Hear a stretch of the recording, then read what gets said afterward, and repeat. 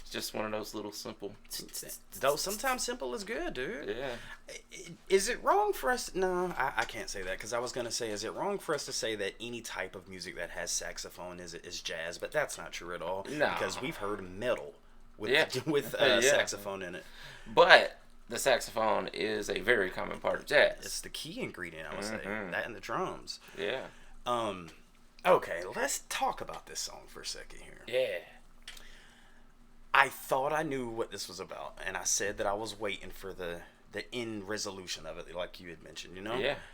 But, all right, do you think you know what this song's about? Let me ask you that first. I think you want me to tell you. Well, let's see if I'm anywhere in the rain. All right. A realm. So he's a musician, and he's out there, you know, making music, and then he traveled and he met with some girl that plucked her eyebrows out and changed. I mean, shaved her leg or shaved his legs to become. Yeah. That's and then I thought I knew, bro. That's all I got. That's all I got. I'm sorry, dude. I think it's just 3 separate stories, just telling about an alternative lifestyle.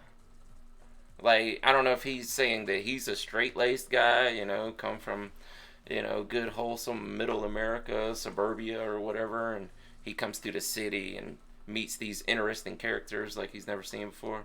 Or if it's just him putting himself in the position of someone else. Because did he actually say I in there? Or did he actually use the first person? I don't know. I'm waiting on you to get to the colored go girl back to part. I mean, first of all, what year do you think this came out?